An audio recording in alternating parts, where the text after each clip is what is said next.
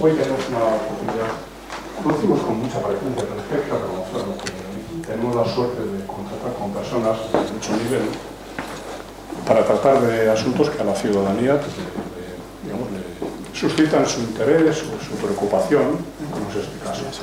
No es la primera vez que vamos a hablar de fracking. Hace 2 cursos tuvimos una charla muy interesante y bueno, pues han pasado 2 años, han sucedido muchísimas cosas en el mundo con el fracking.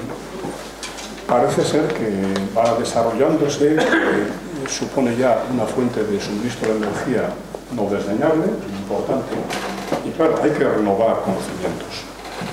Tenemos la suerte de contactar con Juan Francisco Llamas Borrajo, que es ingeniero de minas, también catedrático de geoquímica, química ambiental y análisis instrumental.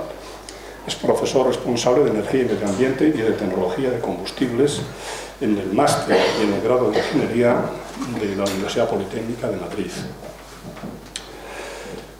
Y además es profesor de los mismos temas y de otros relacionados, como geoquímica aplicada y métodos analíticos. Los grados de ingeniería en tecnología minera, ingeniería de los recursos energéticos, combustibles y explosivos y ingeniería geológica. Ha sido promotor y responsable del máster de investigación, modelización y análisis del riesgo al medio ambiente de la Politécnica, en el que imparte docencia, siendo actualmente presidente de la comisión académica de su programa de doctorado con mención hacia la excelencia. Ha publicado más de 30 trabajos en investigación en revistas internacionales. También es cofundador y codirector de los laboratorios de estratigrafía biomolecular y de investigación en ingeniería geoquímica ambiental. Esto de los legos pues nos deja aplanados, ¿verdad? Y durante 9 años ha sido director del Departamento de Ingeniería Química y Combustibles de la UPM y es miembro del Comité de Ética de la UPM desde su creación. Bueno, yo os voy a dejar con Juan Francisco Llamas, que nos va... Seguro he oído ya algún comentario de algún amigo que tiene muchas ganas de hacer preguntas. Así que vamos a ello. Habrá tiempo. Gracias. Bueno, muchas gracias a la organización por darme la oportunidad, por haberme invitado. Y bueno, lo que soy es profesor y lo que siempre he sido es un profesor. Estamos, eso es lo que me siento a gusto. Voy a hablar de fracking y medio ambiente, que es el encargo que me hicieron. Entonces voy a ir un poco rápido, a trote, y luego queda tiempo para las preguntas. ¿Estamos? Es decir, todas las preguntas que se quiera hacer. Vamos a empezar primero por el gas no convencional. Hay que hablar de gas no convencional porque el fracking es una forma de obtener ese gas no convencional. ¿Estamos? Es decir, es lo que define el gas no convencional. Entonces hay ahí, y ya verán ustedes por qué me centro un poco aquí. ¿Estamos? Para ver la diferente forma de ver las cosas, el shale gas o el fracking, según a lo que nos refiramos. Ahí tenemos los 4 tipos más importantes de gas no convencional. Son el CBM, que es el metano en capas de carbón, el shale gas, el zai gas y los hidratos de metano, que espero que para muchos de ustedes pues sea la primera vez que oigan. Básicamente es muy fácil de distinguir, luego en las fotos se verá cuándo es no convencional y cuándo es convencional. Cuando es no convencional pinchamos y sale por la presión, cuando es no convencional hay que montar todo un montón de maquinaria, etcétera, etcétera, para fracturar y hacer que salga. Aquí vemos, esto es de la Agencia Internacional de la Energía, aquí vemos básicamente la diferencia. Aquí tenemos una roca madre de petróleo donde se forma el gas y el petróleo, depende del tipo de materia orgánica, de la madurez. Aquí migra parte de ese petróleo, migra a una roca almacén y cuando está migrando se queda atrapado en ella. Eso es el zai gas. Si logra migrar y se encuentra con una trampa geológica y se acumula aquí o aquí, tenemos un yacimiento convencional. Simplemente pinchamos y sale el gas o el petróleo y gas, que en este caso se ha formado petróleo y gas. El shale gas es el gas que no ha podido salir de la roca madre, que se ha quedado atrapado en la roca madre. Eso es lo importante y lo que hay que tener en la cabeza, es lo que lo distingue del resto. Estamos, y lo que va a tener implicaciones importantes. Entonces, antes no podíamos sacarlo de ahí, ahora vamos a entrar ahí, vamos a pinchar, vamos a fracturar esa roca y el gas que ha quedado atrapado en ella sale. El Zygas, la diferencia es que es una roca almacén, se queda atrapado porque sueldan los poros y no se puede escapar. El CBM es lo mismo, pero sucediendo en un carbón. Digamos, sería quitarle a una capa de carbón a la que no podemos llegar a explotar, no es rentable, quitarle el grisú, digamos, fracturarla también, quitarle el grisú y ese grisú comercializarlo. Estamos hablando, pues igual, en algún momento del 10% de la energía de Estados Unidos, es decir, no estamos hablando de tonterías. Vamos a hablar de los hidratos de metano. Los hidratos de metano, lo primero que debe sorprender es que se cree, probablemente sea menos, que es la mitad del carbono orgánico que hay en el mundo. Son ubicuos, prácticamente no se habla de ellos. Yo he puesto aquí algunas fotos. Es una forma de empaquetarse, solo depende de presión y temperatura, y el gas se empaqueta en las moléculas de agua y tiene propiedades desde el punto de vista de ingeniería química muy interesantes, porque permite empaquetar 164 metros cúbicos de gas en condiciones normales, por metro cúbico. Entonces los japoneses están desde hace unos años fabricando en fase experimental, pero ya piloto, estos pellets, son pellets de hidratos de metano para transportar el gas. Cada uno lleva 164 veces su volumen en gas. Aquí se ve que esto parece hielo, pero arde. Arde porque mayoritariamente es metano, está en el fondo del mar. Y aquí he puesto la portada de un libro que es El cambio climático en el Cuaternario, y se cree, bueno, hay evidencias sobradas de que está originado o, digamos, acelerado por los hidratos de metano. Es algo, digamos, peligroso. También es ubicuo. Está por todas partes, y dijimos antes, más de la mitad, o digamos la mitad, del orden de la mitad del carbono orgánico. Aquí se ve, por ejemplo, en Siberia, en el permafrost, y luego se ve en este cubo como echando ese hielo ahí arde. Simplemente porque si tenemos menos temperatura necesitamos menos presión. Y hay otra cosa, porque si uno lo ve desde el punto de vista termodinámico, esto es muy difícil que se forme. Pero las bacterias producen, que metabolizan la materia orgánica, producen biosurfactantes. Esos biosurfactantes reducen en más de un orden de magnitud la presión que se necesita para formar estos hidratos de metano. Por eso es tan ubicuo. Bueno, en abril de este año, en abril del año pasado sale en El País, sacaré bastantes noticias de prensa, porque esto está en la calle, Japón logra por primera vez gas natural extraer a partir del hidrato de metano. Digamos, rompió el velo, ha abierto la veda y lo va a explotar. Aquí se ve ya, estamos como está Japón para explotarlo, y que aquí está Estados Unidos, está en Alaska, ya hay previstos y en marcha más procesos. Yo hasta abril creí que esto no lo vería. Otra noticia, Japón encabeza la explotación del oro submarino como combustible, es decir, se la recibe bien. Incluso se pone ahí una foto de los pellets que vimos antes ardiendo y una chinita de lo más mono. Es decir, es una cosa agradable. Lo que está haciendo en realidad Japón es desarrollar, a mi modo de ver, toda una parafernalia, toda una tecnología, que es en lo que son buenos, con satélite, para controlar esto en tiempo real. Esto es muy peligroso. Y el día que cualquier otro país quiera desarrollarlo, tendrá que pasar por caja y comprarle todos estos juguetes, toda esta tecnología, para poder desarrollarlo. Yo creo que ese es el objetivo real de Japón, no ponerse a desarrollar el hidratos de metano. ¿Por qué hablo de esto? Son gases no convencionales y va a contrastar con lo que viene ahora, ¿no? Esta es toda la parafernalia esa, ¿no?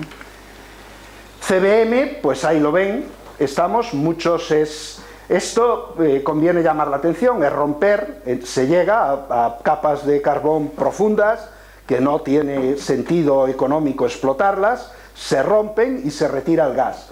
Aquí se ve, estas cosas son como cemento, en cada una hay un pozo, estas lechadas de cemento se utilizan, es una cuestión de seguridad, simplemente para, en caso de incendio, evitar que el incendio se propague. En caso de accidentes, una seguridad antiincendio.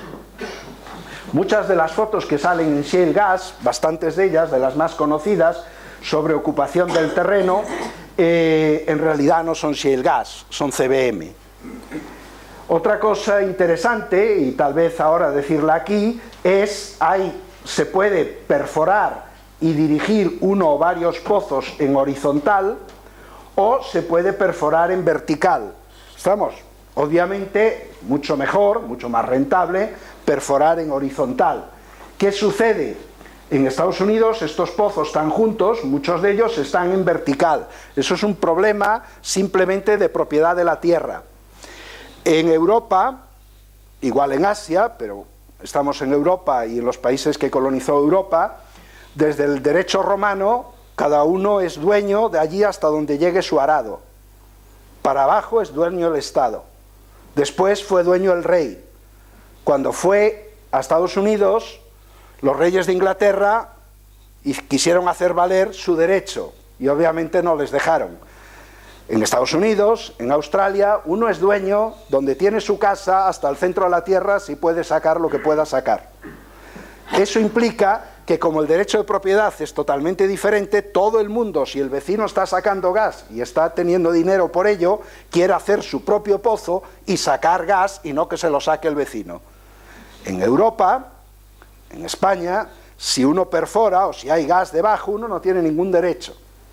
Solo lo que le paguen por la ocupación del terreno. Entonces nadie tiene ningún interés en dejar que le ocupen su terreno para que otro se lleve el beneficio. Eso es lo que pasa en Europa y eso hay que entenderlo porque si no, no se entiende prácticamente nada, ¿no?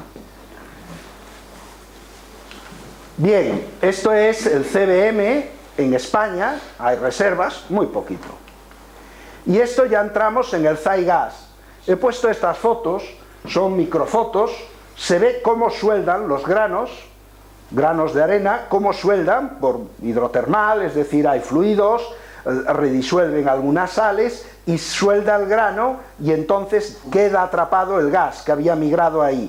Esto es un TAC, es para ver, lo usamos, un TAC exactamente igual que el de un hospital para ver la porosidad que tienen las rocas. Y aquí se ve lo que se hace, simplemente se mete presión y se hace que estalle la roca, que estalle por donde se había soldado, por los granos se vuelvan a separar. Ahí hay que meter, en ese momento hay que meter un grano de algo, normalmente sílice, podría ser un composite, digamos una cerámica de alta resistencia a compresión, algo que impida que vuelva a cerrar la fractura, porque si yo rompo, dejo de hacer presión y me vuelve a cerrar, el gas no sale. Entonces, ese va a ser el límite tecnológico que tenemos de hacer que la rama horizontal sea más larga. Porque hasta el final, donde rompamos, hay que llevar en suspensión los granos estos de arena o de lo que sea, muy finos, para que se cuelen entre las rendijas, entre las fracturas que se hagan y no se vuelva a cerrar. Bien. El shale gas es distinto. El shale gas tiene materia orgánica original, es una roca madre. Entonces, al ser una roca madre, decían los alquimistas que igual disuelve igual. Pues, digamos, la materia orgánica tiene mucha capacidad para disolver otra materia orgánica, el gas ahí está absorbido, está disuelto, y está prácticamente en estado líquido. También tiene condensados, depende del grado de madurez que tenga la materia orgánica. Son otro tipo de rocas, no se parecen en nada a las del Zygas y depende mucho del yacimiento. Aquí hay mucho mayor contenido en gas. Es la fracturación de la roca y aquí hay esto que, bueno, a lo mejor no dice mucho, pero esto es TOC, TOC es carbono orgánico total y se ve que en distintos yacimientos a más carbono orgánico total, es decir, a más materia orgánica en la roca, tenemos más gas. Eso es simplemente porque es roca madre. Entonces, si hay más roca madre, ha generado más gas. Y es lineal, donde hay más gas, hay más roca madre. Eso no pasa en el Zygas. Estamos, el zaigas es una arenisca, normalmente es una roca almacén. Estas son las rocas estas de shale gas, que parece increíble que de ahí salga gas. Esto es cómo evoluciona la producción del gas al cabo del tiempo. Lo que se hace es se baja, se rompe, se fractura y por presión se puede dar, si la tubería no está perforada, se puede hacer una pequeña carga explosiva para que rompa la tubería y fracture. Normalmente es por fracturación hidráulica.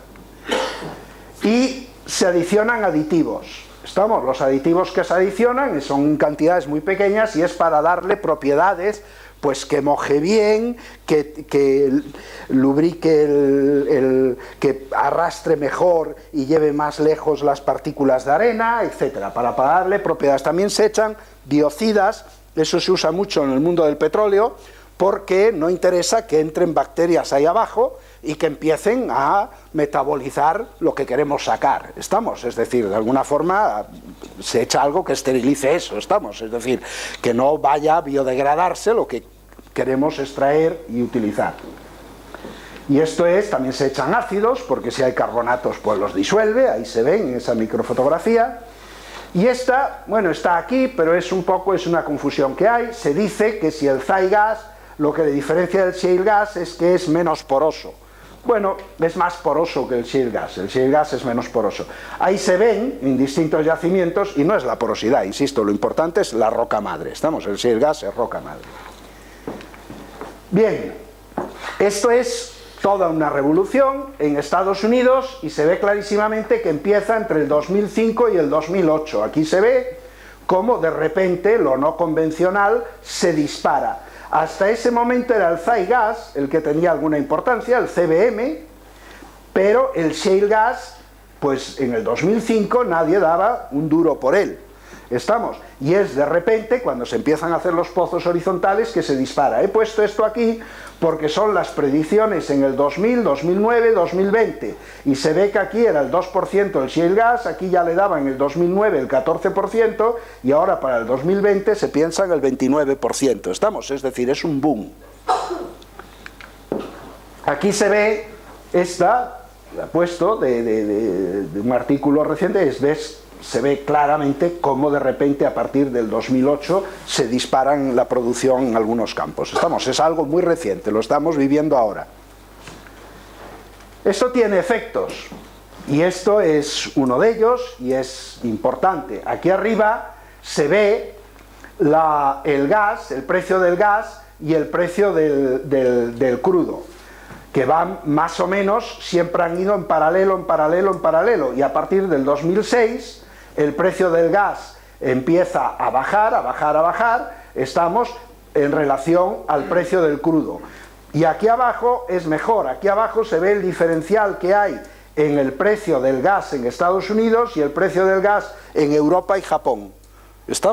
En Estados Unidos hay muchos artículos de esto, la economía mueve mucho, incluso artículos, y entonces hay muchos trabajos que hablan incluso de que la recuperación de Obama no es tanto la política económica como esta diferencial, es decir, la energía barata que ha vuelto a atraer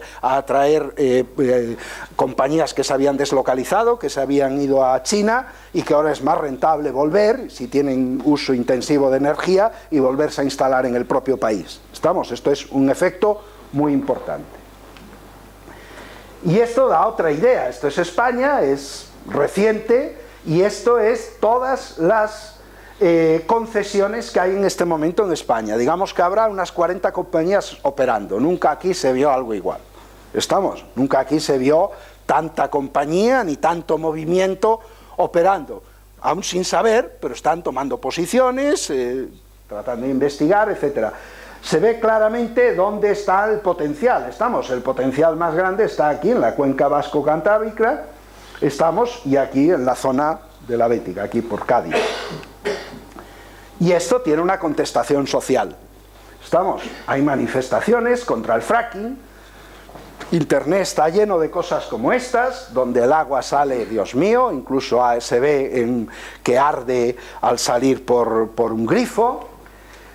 Hasta una de las personas que más admiro en este país, que es el Roto, Me sorprende el año pasado poniendo a la vuelta del verano el fracking entre las cosas terribles que se nos venían encima.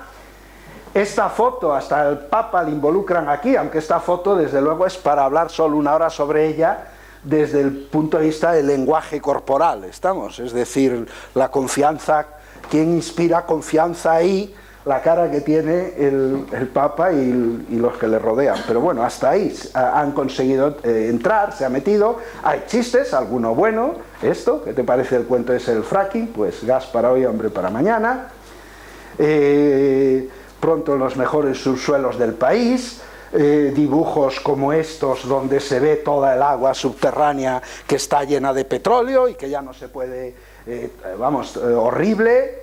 Y hasta cosas más chuscas como preparada la segunda feria a la patata contra el fracking. Y luego, claro, hay algo, volviendo a rescatar al roto, hay algo que subyace en todo esto, que es petróleo no, gasolina sí. ¿Estamos? Eso luego volveremos a hablar. ¿Estamos? Eso es algo que hay que decir. ¿Estamos? Y que conviene insistir. Bueno, ¿cómo ha cambiado esto el mundo?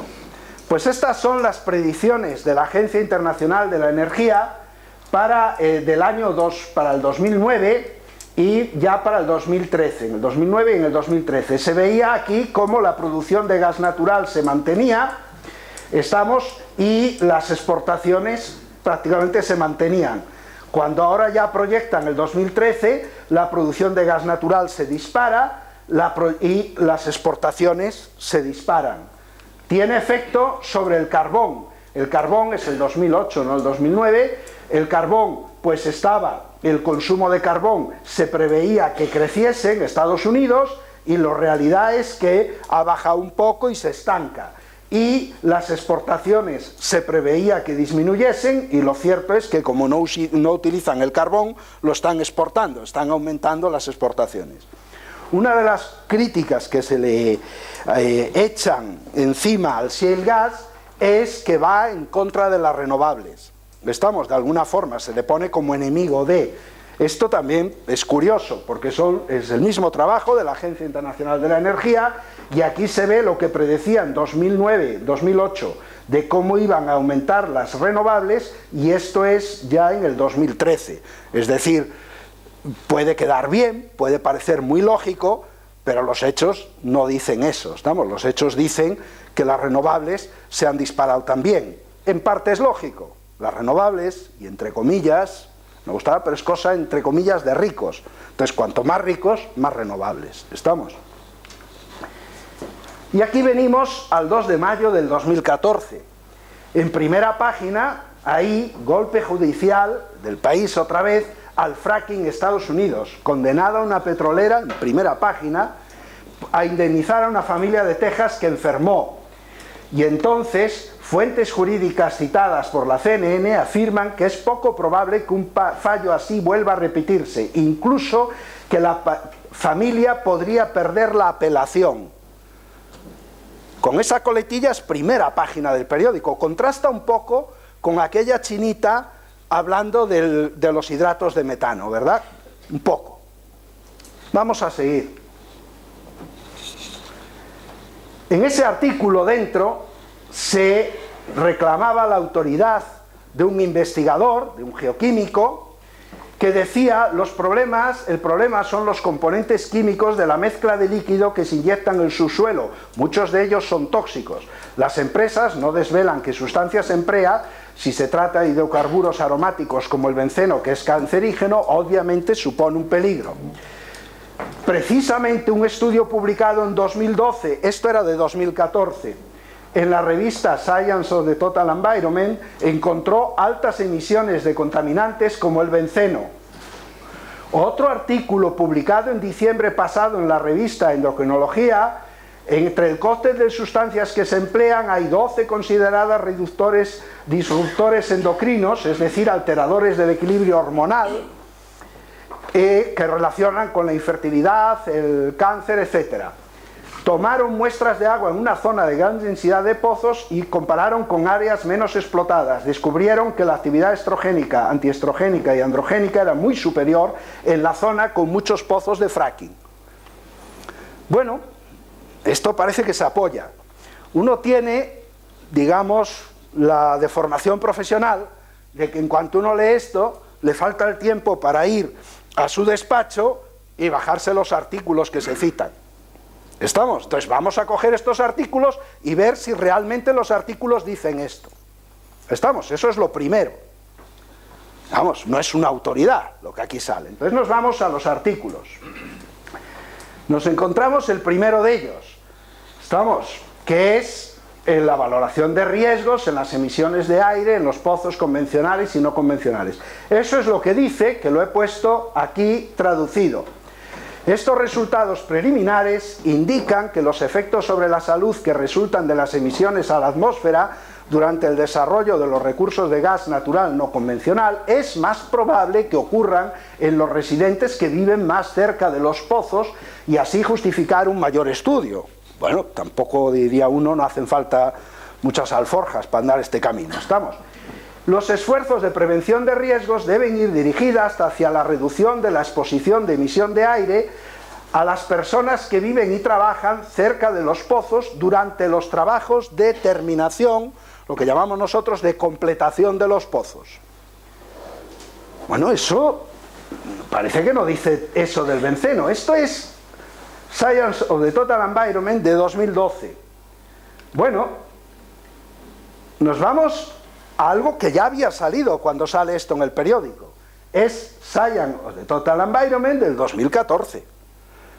Y es anterior a lo que sale en el periódico. Y entonces aquí se ve cómo se incrementan los pozos en la zona, y aquí se ve el contenido en benceno, cómo disminuye, y se ven dos contenidos en benceno, uno en una zona de referencia y otro en la zona donde hay pozos. El contenido en benceno disminuye y disminuye de forma igual en los dos, muy parecida. Vamos a ver las conclusiones del trabajo. Las conclusiones del trabajo es, como se indica en la figura 2, la similitud en las concentraciones de benceno en el aire, tanto en Fort Worth, noroeste, un monitor urbano de la región de Barnett Shale, y Dallas Hinton, un monitor urbano fuera de la región de Barnett Shale, sugiere que el benceno medido es probablemente debido a otras fuentes aparte de las operaciones de gas de esquisto. No obstante, y como no podía ser de otra manera, el benceno se consideró potencialmente relevante y se incluyó dentro de las evaluaciones de este estudio. Entonces, tenemos claro que el trabajo que se cita como autoridad en el artículo no dice lo que se afirma en el artículo que dice. Seguimos y nos vamos al de endocrino, al de disruptores endocrinos. Entonces, esto es lo que se dice. Esa es la tabla. Si ampliamos la tabla, ahí se ve que donde toma las muestras es donde ha habido vertidos, donde ha habido, digamos, accidentes, etc. Volvemos otra vez a ver lo que dice. En las muestras de agua de referencia en la zona con muy escasa densidad de perforación se midió muy poca actividad de estrógeno y receptor de andrógenos. El río Colorado, etc. Niveles entre moderados y altos en las cuencas de muestras de agua en los sitios de derrame, que tienen diferentes tipos de contaminación, incluidas las aguas de producción. Las aguas de producción son las aguas que retornan una vez que se ha inyectado el agua para fracturar. Ese agua, cuando paras la presión, rebota parte del agua. ¿Estamos? Y ese agua hay que tratarla, cogerla y tratarla. Esas son las aguas, ¿estamos?, de que está hablando aquí. Fugas de tuberías, derrame de agua de producción, eliminación inadecuada de agua de producción en las aguas superficiales y una corriente ascendente de gas natural. Entonces, este artículo lo que dice es que si tú vas a un sitio, estás trabajando con algo y vas a un sitio donde ese algo se te ha caído, pues ese algo es malo. Bueno, entonces eso ya no es tampoco lo que decía el artículo inicial. Esto pasa siempre que uno trabaja, pasa bien en el laboratorio, pasa en un hospital, pasa en cualquier sitio. Es decir, si tú vas al sitio donde ha habido un accidente, obviamente, en el sitio donde ha habido el accidente, hay un riesgo y hay un peligro. Eso no quiere decir que la industria lo tenga, lo tiene, es accidente, habrá que ver el número de accidentes. Bien, llegados aquí, he cogido esto que es de Carl Sagan, que es kit de detección de camelos. ¿Estamos? Es qué tan confiables son las fuentes de esta afirmación, hay razones para que tengan intereses ocultos, las afirmaciones han sido verificadas por otras fuentes, qué datos se presentan en apoyo, qué posición tiene la mayoría de la comunidad científica al respecto, la afirmación encaja con lo que sabemos acerca de cómo funciona el mundo, con ese sentido común ingenieril o sin siquiera ingenieril que uno pueda tener. Los argumentos son equilibrados y lógicos, es decir, los defensores de una posición particular han considerado puntos de vista alternativos o solo una determinada evidencia en apoyo de sus creencias particulares. ¿Qué sabe usted acerca de las fuentes de financiación para una posición particular? ¿Están financiados por objetivos partidistas o lo que sea? ¿Dónde se han publicado las evidencias? En una revista en revisión por pares como las que hemos visto, en una revista que el único que decide si se publica o no es el propietario de la revista. ¿Estamos? Son cosas que decía Carl Sagan para hacer. Pues vamos a seguir teniendo esto en la cabeza, vamos a hacer un recorrido rápido sobre lo que es todo esto. Lo primero, ¿qué es la fracturación hidráulica? La fracturación hidráulica es romper, fracturar, por efecto de la presión del agua. Se utiliza para crear permeabilidad adicional. Estamos en una formación no convencional y no es una técnica moderna, se viene utilizando desde hace más de 60 años. ¿Estamos? Y no es una técnica tampoco de perforación. Una vez que has perforado es cuando metes la presión y lo haces. ¿Estamos? Bien, una cosa que muy poca gente sabe es que la fracturación hidráulica está recogida aquí. Esto es un buen sitio para irse a internet y mirar cualquier cosa que tenga que ver con técnicas de remediación medioambiental. ¿Estamos? Es de la EPA de Estados Unidos y es una técnica de remediación de suelos contaminados. Esto lo llevo yo explicando cantidad de años. No como técnica de sacar petróleo, sino como técnica de recuperar suelos contaminados. A nadie le parecía mal. ¿Estamos? Era una técnica de lo más chulo. Cuando tú tienes un contaminante que se te ha escapado, lo quieres lavar y no puedes acceder a él, por el tipo de terreno en el que está, fracturas, metes algo que impida el cierre de las fracturas y ya puedes lavar ese contaminante. ¿Estamos? Entonces, es una técnica que parece que en sí lleva años funcionando. Lo diferente es el shale gas. Aquí hay otra cosa que dice cómo vemos esto. Esto es ley de 11 de diciembre del 2013, hace menos de un año que sale. Y a mí me gusta esta ley, me gusta mucho en el preámbulo, porque pone también un poco la hipocresía que hay en todo esto. Los proyectos consistentes, grupo 2, industria extractiva, los proyectos consistentes en la realización de perforaciones para la exploración, investigación y explotación de hidrocarburos, coma, almacenamiento de CO2, coma, almacenamiento de gas y geotermia de media y alta entalpía que requieran utilización de técnicas de fracturación hidráulica. No se incluye en esto lo que no necesite fracturación hidráulica. Aquí lo importante es lo que está en rojo.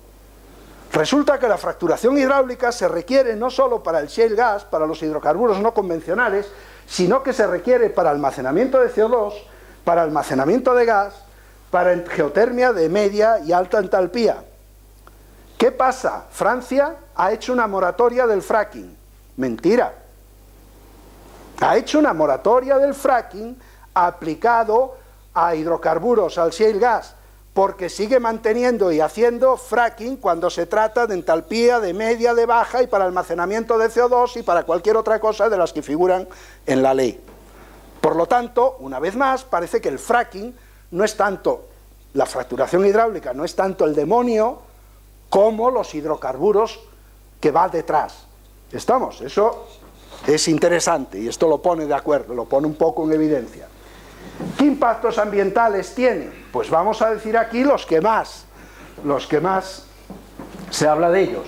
Consumo de agua, contaminación de las aguas subterráneas, fluido de retorno, el uso de aditivos, la reactividad inducida, interconexión de las fracturas con los acuíferos, efecto invernadero, riesgo sísmico, uso del suelo. Vamos a ir viendo un poco uno por uno. Consumo de agua. La preocupación es que se consumen grandes cantidades de agua y se pueden reducir los consumos, digamos, la aportación hídrica a las comunidades que estén cercanas. Bien, aquí lo que habría que decir, es que en Europa y en España y en lo que nos atañe, esto en teoría, no en teoría, en la realidad, pues no es ningún problema. Es decir, es una cosa muy simple. Si tú necesitas agua, te vas a la Confederación Hidrográfica, ya sea para el fracking, ya sea para una empresa que vayas a poner para una industria, y negocias cuál es la disponibilidad que tienes, y hay una serie de prioridades. Primero la gente, la agricultura, etcétera, etcétera, etcétera, y eres uno más. Aquí la ventaja que tendría la persona que hiciese fracking es que el agua la va a necesitar en un instante muy corto de tiempo. Entonces puede, si le dan acceso a poca agua, puede estarla almacenando durante bastante tiempo, puede estarla acumulando para utilizarla en un momento concreto. ¿Estamos? Esa es la ventaja que tendría la persona que fuese a utilizarla. Bien, más ventajas.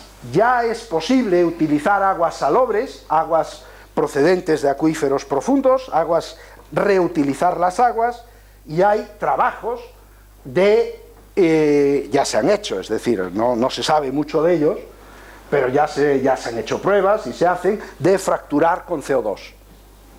¿Estamos? Es decir que esto, una cosa interesante en todo lo que voy a seguir y en todo lo que llevo dicho y que no hay que perder de vista, es que esto están haciendo, esto es el año 2005, nadie hablaba de esto, el 2008 despega, es un boom y estamos en 2014. Esto no es nada, en términos de tecnología y de desarrollo, esto no es nada, esto es ayer. Una cosa interesante es, y que hay que tener en cuenta siempre que se habla de energía y agua, es que hay que distinguir uso versus consumo. Es decir, es muy diferente hablar de uso y de consumo. Uso es el agua que yo capto y la utilizo. Consumo es la que yo capto y no la devuelvo. La que yo devuelvo otra vez en condiciones de uso, esa la he utilizado, no la he consumido. Entonces, cada vez que la gente habla de esto y en los artículos, a veces se intenta confundir, otras veces yo creo que es simple ignorancia. Es decir, uno tiene un montón de datos, no distingue entre los dos conceptos y coge la figura que le interesa para llevar su argumentación. Y mezcla en el mismo párrafo o en el mismo artículo, mezcla uso y consumo indistintamente. Aquí se ve clarísimamente lo que cambia uno de otro. Aquí se ve, esto es Estados Unidos, es del Servicio Geológico de Estados Unidos, y se ve el guaidro, es decir, el uso, en las plantas de potencia, en la irrigación, en la agricultura, suministro público, industria, y se ve, básicamente siempre es 30-30-30, más o menos, para entendernos. Pero cuando uno baja a consumo, está clarísimo quién se lleva la parte del león en cuanto a consumo se refiere, es la agricultura. Estados Unidos, aquí, en cualquier sitio. Cuando se habla de consumo, el consumo relacionado con la energía está en el orden al 5%. Nunca llega al 10%. Entonces, hay que distinguir muy bien de qué se está hablando. Si estamos hablando de uso o de consumo. Sí, pero hay una cosa que no tenemos que perder de vista con respecto a la fractura hidráulica, y es solamente no recuperamos el 25% del agua que utilizamos, ese se queda. El otro 75% lo recuperamos, pero lo recuperamos contaminado. Eso vendrá después. Y actualmente, con la legislación que tenemos, la única obligación que tenemos es almacenar, no limpiar. Entonces, volvemos a... tal vez, sí, está muy bien, solamente vamos a utilizar o solamente vamos a consumir el 25% de aquello que la cuenca hidrográfica nos deje comer. Vale, entonces, de eso hablo... Sí. Lo recuperamos. ¿Cómo lo recuperamos? Sí, de eso sigo después, pero de entrada solo matizar la definición que he dicho y aclararla. Si eso que recuperas no es utilizable, es que lo has consumido. Legalmente, y aquí, y en lo que estamos hablando, en cualquier artículo, ese agua la has consumido. No has utilizado si esta la devuelves en condiciones de uso. Si no la devuelves en condiciones de uso, es consumida, aunque la tengas ahí, aunque la enseñes, aunque digas, ahí tengo toda ese agua, la has consumido. Eso, que quede claro, es una cuestión que está claro que no lo había definido bien. Que quede claro que cuando hablo de uso y consumo, consumo es la que no puedo volver a utilizar, uso es la que, digamos, yo he captado y devuelvo en condiciones de uso. ¿Estamos? La diferencia, eso es lo que yo he utilizado y lo que he consumido. Entonces, ese agua, que si está contaminada, es consumida.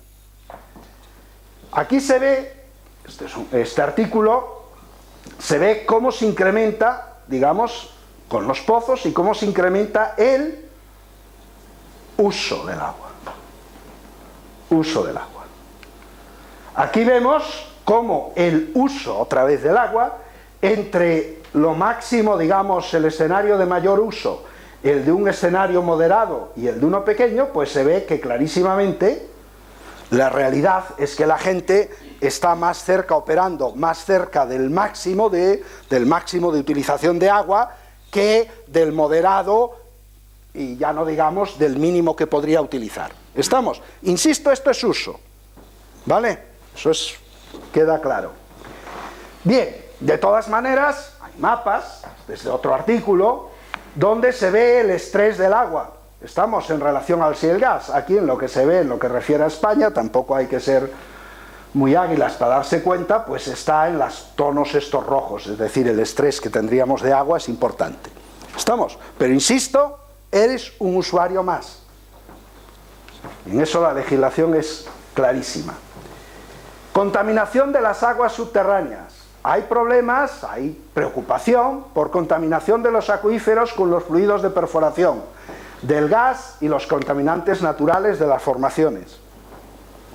Bien, cada vez que se hace una perforación de estas, se hace un casing. Un casing es, se meten tuberías de acero, y entre medias de las tuberías de acero se cementan y se controla la presión entre ellas.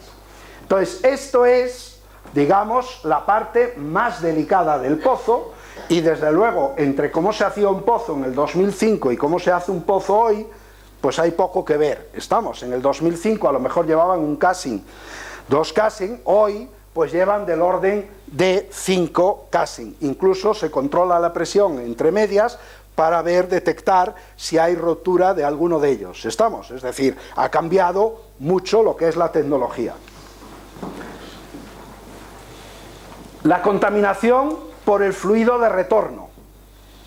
Entre el 15 y el 85%, depende muchísimo del tipo de formación y del pozo, inyectado durante la fracturación, alcanza de nuevo la superficie en los primeros días.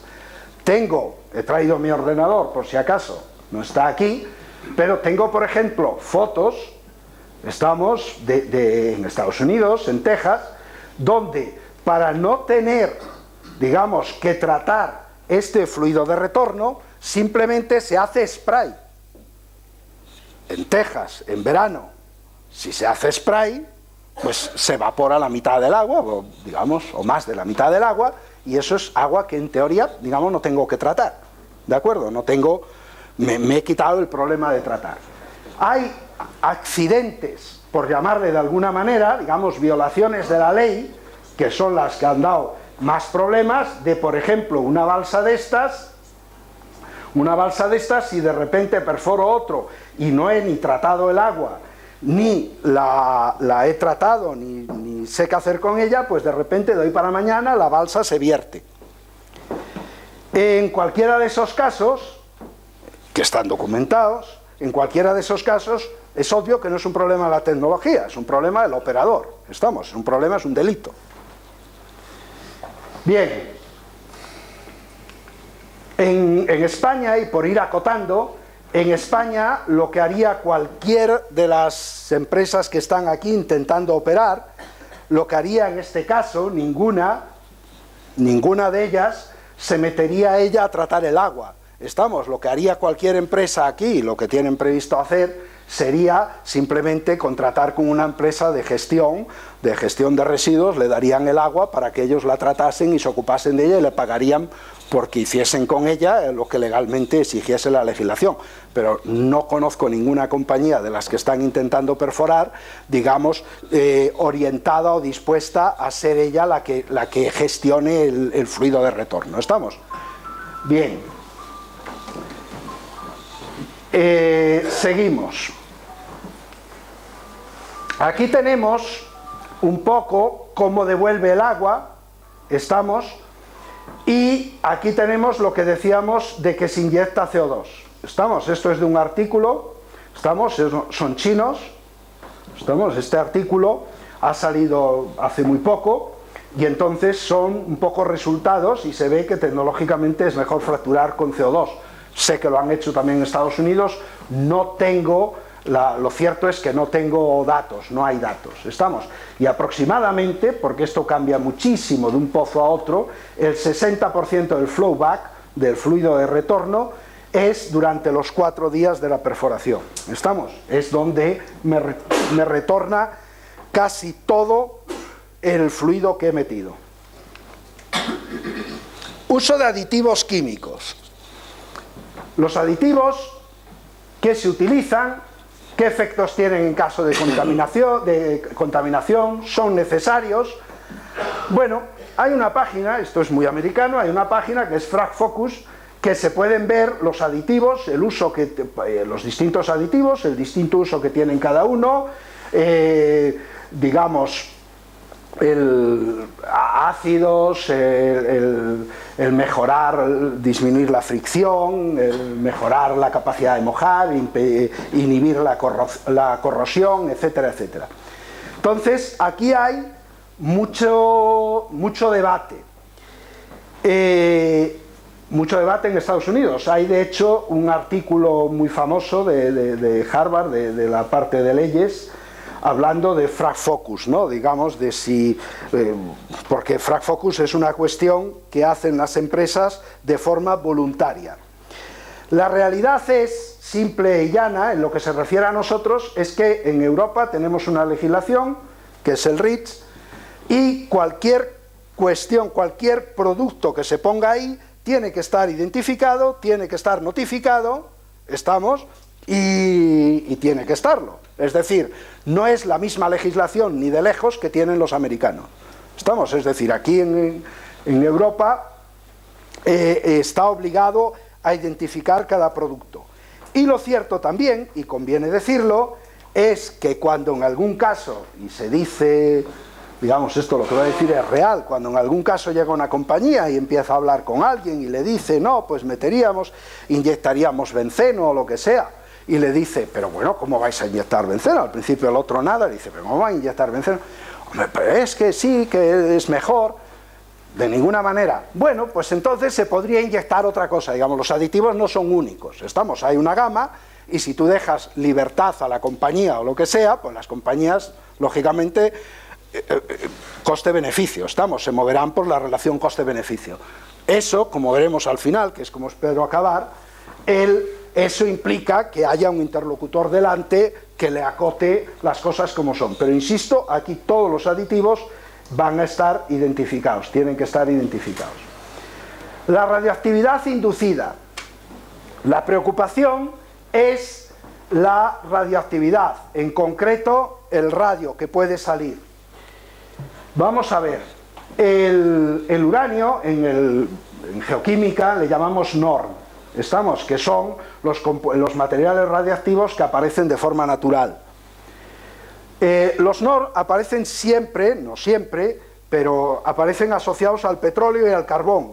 Basta que haya petróleo y carbón y haya una roca ácida cerca, un granito, va a tener elementos radiactivos. Es simplemente porque el uranio tiene una forma de comportarse cuasi mágica, muy útil para muchas cosas, y es que se oxida con mirarlo, y como uranio 6 es soluble y se arrastra por el agua. Entonces, como el uranio está en los granitos y en muchas rocas ácidas, se va lavando.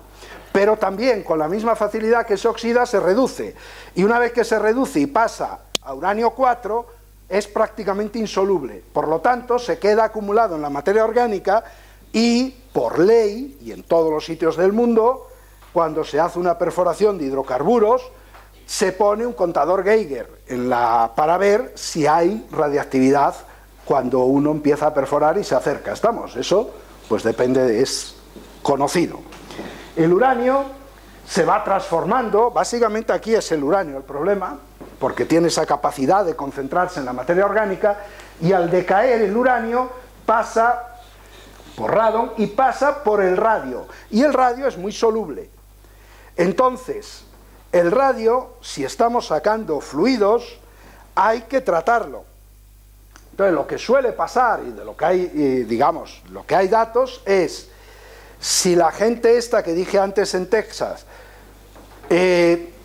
esparce, digamos, pulveriza el agua para que se evapore y no tener que tratarla, y ese agua, las sales empiezan digamos, a precipitar y se quedan acumuladas y no hago nada y vengo a otro pozo y no hago nada, lo que estoy es concentrando el radio. ¿Estamos? Pero este no es un problema del shale gas, esto es un problema de toda la industria del petróleo. Esto que está aquí es el manual, un manual de la industria del petróleo. Y lo que tienes que hacer es simplemente, cuando sabes que existe eso en tu yacimiento, y es muy fácil de saber, puesto que basta un contador Geiger para saber que lo hay, en ese momento lo que hay es toda una operativa para ir limpiando, para no dejar que se deposite ese radio. Es decir, hay toda una modus operandi para tratar ese problema, porque, insisto, no es del shale gas, es general. Es general a la industria del petróleo. Entonces, bueno, ahora se puede magnificar, pero, insisto, el problema es aquí, básicamente, si el agua no la trato como es debido. Interconexión de las fracturas que hago con las aguas subterráneas, es decir, que se me puedan contaminar los acuíferos mediante las fracturas creadas tras la inyección del fluido hidráulico. Bien, esto es, antes puse, cuando la propaganda esta del fracking, eso que se veían los acuíferos de arriba llenos de burbujas de metano y cosas de estas, ¿estamos? Entonces este es un problema que, si sucede, es un problema gordo. Entonces, ¿ha sucedido? Vamos a verlo poco a poco. Aquí se ven, esto es de la Royal Society, es un trabajo por lo que ha pasado en Inglaterra, que luego hablaremos, y aquí se ven, hay muchos de estos, monitorizadas lo que son el alcance de las fracturas y lo que son los acuíferos. El shale gas tiene que haber madurado la roca madre y estamos explotándolo en la roca madre, no lo estamos explotando en la roca almacén. Cuando se escapa de la roca madre, migra, va hacia la superficie y se acumula en la roca almacén más arriba, pero la roca madre, para que produzca ese gas, tiene que tener un enterramiento, tiene que tener presión y temperatura suficiente para craquizar la materia orgánica y que se produzca ese gas. Entonces, estamos hablando de formaciones que están en torno a los 4.000, 6.000 metros de profundidad.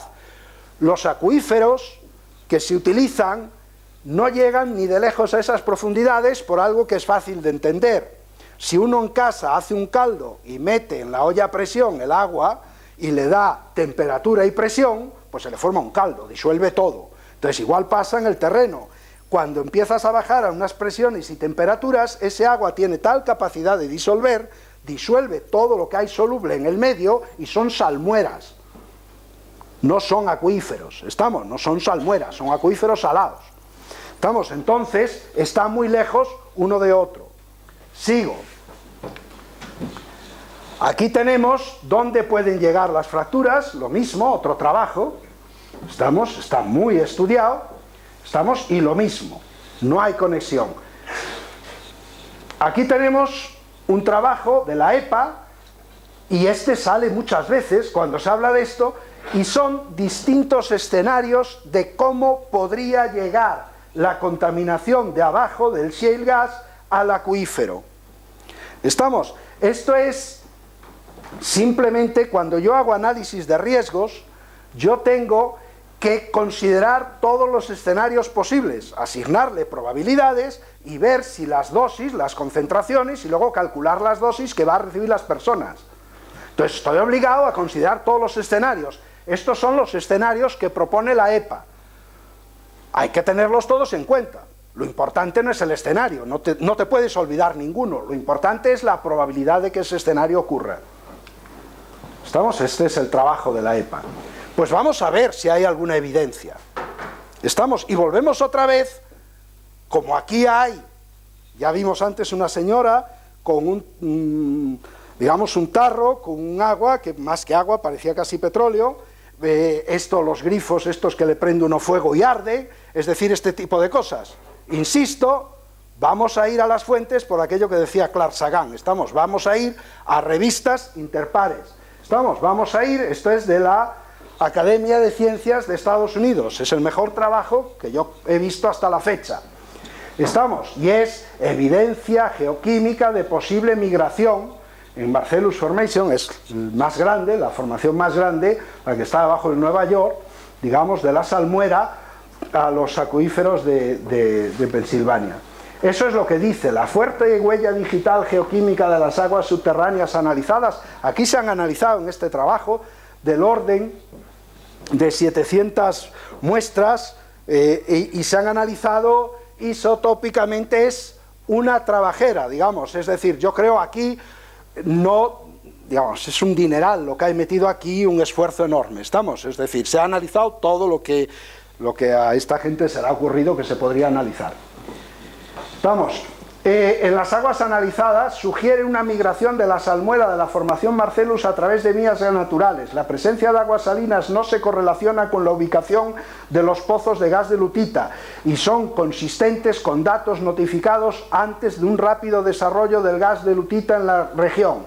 Sin embargo, la presencia de estos fluidos sugiere vías conductoras y regímenes específicos geoestructurales y hidrodinámicos en el noreste de Pensilvania que son un mayor riesgo de contaminación de los recursos de aguas potables a poca profundidad, en particular los gases fugitivos debido a las conexiones hidráulicas naturales, etc.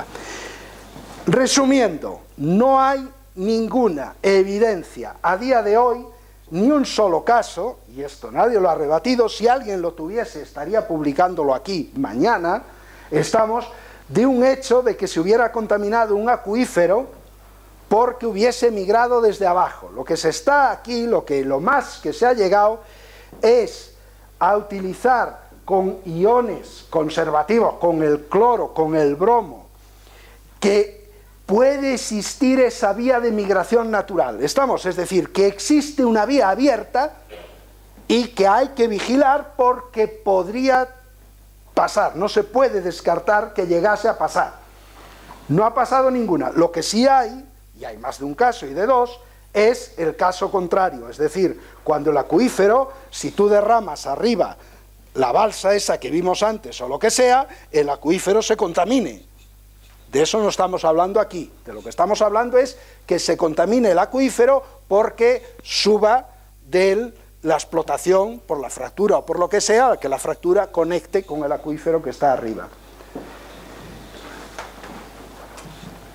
El gas. Ahí esta figura, parece muchísimo, en el entorno del pozo hay más gas.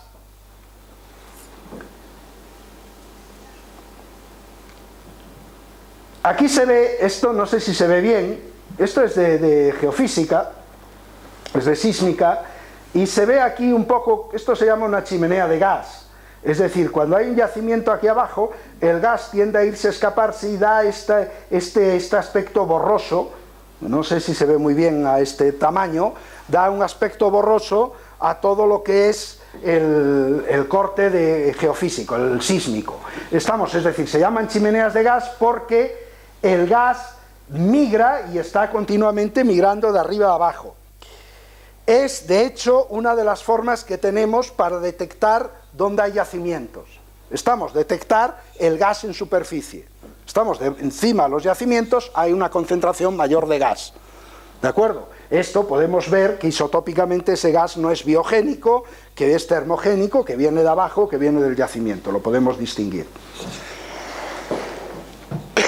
Pero bueno, vamos a ver. Algo que la gente olvida es, este es un artículo, es del 2013, y dice, es las llamas eternas en Pensilvania. El que salga gas, el que a alguien le salga gas en su grifo, vamos a suponer que no ha conectado el gas, que le sale de verdad con el agua, pero es que estamos hablando de un sitio, y se verá mejor después, más adelante, estamos hablando de Pensilvania, de un sitio donde suceden estas cosas. Ahí en el medio de la cascada hay una llama eterna y está ahí funcionando y está ardiendo de forma natural, porque es un sitio donde hay una concentración de materia orgánica, de gases, de pozos, estamos, muy grande. Aquí, y lo cuento siempre, en Pensilvania, el primero que explotó, que fue carbón, fue Gabriel Thomas, un señor que iba de un emigrante de Gales, que llegó allí, bebió agua, le supo exactamente igual a la de su pueblo, y dedujo que si en su pueblo el agua sabía así porque había carbón, ahí tenía que haber carbón. Fue y denunció todo eso como que había carbón, él no había visto nada de carbón. Después de denunciar, escarbó un poco y se hizo de oro. ¿Estamos? Veremos después lo que es Pensilvania. Entonces aquí lo difícil no es decir, es que aquí sale gas. No, ese no es el problema. El problema es, ¿sale por lo que yo estoy haciendo o salía antes? ¿Estamos? Esa es la cuestión. ¿Salía antes o está saliendo a causa de lo que yo estoy haciendo? ¿Estamos? Eso es lo que hay que matizar. Miren ustedes, mirad ahí, todo esto que se ve, que es Pensilvania, todo esto, se ve que hay unos puntos, digamos, de color ahí negro, digamos, llamémosle, es como nazareno, digamos, como un color ahí azul oscuro. Vale. Y luego hay unos cuantos puntos, aquí hay básicamente solo de estos, amarillos. Bueno, todos los puntos negros son pozos convencionales. Los amarillos son los que son de shale gas. Cuando dices que no es fácil distinguir una cosa de la otra, es que hay que saber dónde estamos. Esto no es un sitio como pueda ser esta zona de aquí. Esto es un sitio que tiene una cantidad de materia orgánica que se lleva explotando hace un montón de tiempo y que tiene sus ventajas y sus inconvenientes, pero desde luego es cualquier cosa menos normal, y a niveles nuestros, a niveles españoles, es absolutamente atípico, es marciano.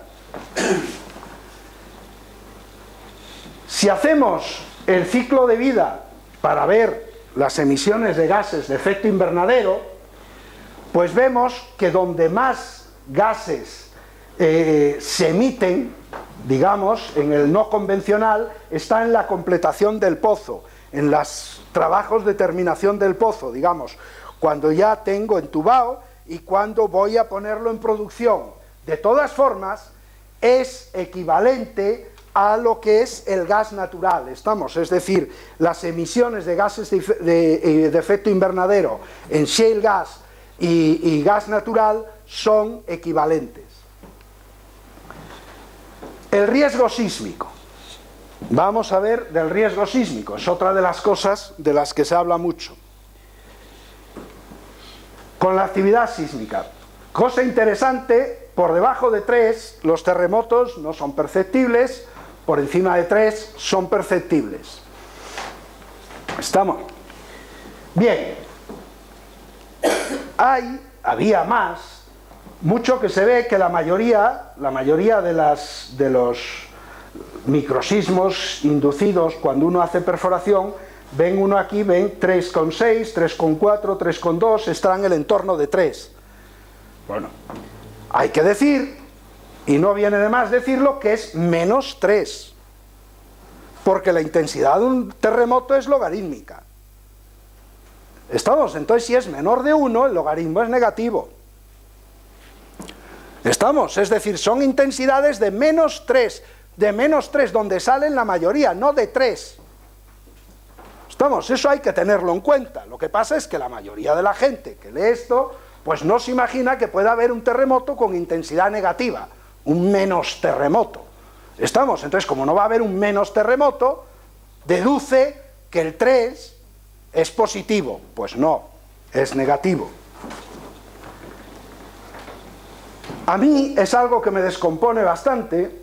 En muchísimos trabajos que hablan de esto, de sismicidad, se mezclan churras con merinas. Es decir, se mezclan estos pozos que hay aquí de inyección con pozos, digamos, de producción. Los pozos de inyección es algo que aquí es muy exótico y que en Estados Unidos, en algunos sitios, es muy normal. Por ejemplo, en toda la zona de Florida. Y es que simplemente, si tienen las aguas residuales de la ciudad, para no tener que tratarlas, las inyecto subterráneo y me olvido de ellas. ¿Estamos? Hay trabajos, y hay más de 1 y de 2 y de 3, trabajos de estos que ponen los pelos de punta, de que ya se están detectando antibióticos, porque lo que están inyectando en el Golfo de México, porque lo que están inyectando, venga, tanto inyectar aguas residuales hasta 75.000 metros cúbicos en un día de aguas residuales, que se dice pronto. Estamos, un pozo de los que más agua pueda llevar de esto, estamos hablando de 35.000 metros cúbicos, pues 75.000 metros cúbicos cada día de aguas residuales, inyectar. Entonces está saliendo y está asomando ya, está asomando por el Golfo. ¿Estamos? Entonces se mezclan las dos cosas. De todas maneras, vamos a ver si es cierto. Entonces, ¿cómo lo podemos ver? Pues hay una cosa también que conviene decir aquí. Yo creo que es imposible que no pueda haber nadie en este momento en el mundo que se lea todo lo que se está publicando de este tema. ¿Estamos? Es increíble. Es decir, hace la última revista, hace 2 semanas o 3, de Science, Environmental Science and Technology, ha sacado como un número especial sobre análisis de riesgos. Es que es cientos, miles de artículos. ¿Estamos? Serios. Entonces es imposible leer todo. Entonces todo el mundo, en cuanto a él, lo estudia. Este trabajo está muy bien. Sismos inducidos. Y aquí están recogidos todos los sismos inducidos, que se tiene historia y la magnitud. Y aquí están lo que lo produce. De shale gas, que es lo de abajo, es el negro, hay 2 entre magnitud 2 y 3, y hay 1 entre magnitud 3 y 4, que es el que sucedió en Inglaterra. Tenemos, sigo por encima, por inundación de reservorios de petróleo convencional, hay 11 terremotos registrados entre 3 y 4, inducidos, 13 entre 4 y 5, 7 entre 5 y 6, 3 entre 6 y 7. Sigo, por minería, hay 24 entre 2 y 3, 27 entre 3 y 4, 19 entre 4 y 5, 6 entre 5 y 6, y 3 entre 6 y 7, 1 entre 7 y 8. Por las operaciones, digamos, de oil and gas, pero convencional, estamos, presión 16 entre 3,4, 11 entre 4 y 5. Seguimos por las minería de disoluciones salinas, etcétera. Estamos, es residuos, es decir, lo que decía antes, inyección de los residuos, 4 entre 3 y 4, y hay 1 aquí entre 4 y 5. Esto, insisto, es el shale gas. Pues a mi juicio, no se puede decir, por decirlo en palabras suaves, y ni se sostiene decir, el shale gas produce terremotos. Hombre, ha producido 3 de esa magnitud que se tengan registrados, Pero decir que es el que produce los terremotos, hombre, produce muchísimo más el petróleo convencional. ¿Estamos? Y a nadie parece que le preocupa lo del petróleo convencional. ¿Estamos? Entonces parece otra vez más que lo que preocupa es otra cosa. ¿Estamos? Es decir, vamos detrás de otra cosa. ¿Estamos? Hay que echarle encima, por decirlo de alguna forma, todos los males. Estos son más datos sobre esto, paso. En Inglaterra, donde se ha producido y se ha parado y ha venido muy bien, y no, digamos, yo creo que va a venir muy bien, en Europa ha venido muy bien, aquí se ha producido un terremoto asociado al shale gas, de magnitud 3. Aquí tienen el tamaño de los puntos, son los distintos terremotos. Todos estos que hay aquí, todos estos, toda esta parte central, hay alguno más por aquí que se ve mal a esa distancia, pero todos estos que se ven más claritos están relacionados con la minería del carbón. Una vez más, decir que el shale gas es el que produce terremotos, el fracking, porque parece que uno mete presión y hace fuerza y eso ya tiene que producir terremotos, los hechos dicen que no produce ni de lejos tanto como otras cosas. Estamos, y veremos ahora qué se hace o qué se puede hacer para controlarlo. Esto es la regulación de Inglaterra. Mirad, esto es el esquema, la valoración de riesgos, una adopción de un semáforo, de un sistema de semáforos que paren los trabajos para terremotos de magnitud 0,5 o superior. Entonces yo me acuerdo cuando lo presentaron, esto lo presentaron la gente, lo presentó aquí en Madrid, lo presentaron las personas que estaban haciendo la ley, la legislación. Entonces cuando dijeron esto, las de las compañías, 0,5 de terremotos, y es que no lo notas, no se nota. Pero ¿dónde van? Entonces tuve que explicarles en la reunión que esto no significa, esto, en lo que es gestión de riesgos, no significa que tengas que parar de perforar porque se produzca un terremoto de 0,5. Eso no es, lo que quiere decir es, si se están produciendo microsismos por debajo de 0,5, tú sigues con tu plan de trabajo igual y no te preocupas. En el momento en que tengas un terremoto, un microsismo por encima de 0,5, que no lo va a percibir nadie, nada más que la máquina, en ese momento paras, estamos, y a partir de ahí ya no sigues como si tal cosa. A partir de ahí hay que seguir con una serie de cuidados, de vigilancias, etcétera, muy distinto. Es lo mismo que cuando se gestiona el riesgo medioambiental en cualquier otra cosa. Estamos, lo único que es el umbral por debajo del cual no te tienes que preocupar en absoluto de nada. Seguimos. Uso del suelo.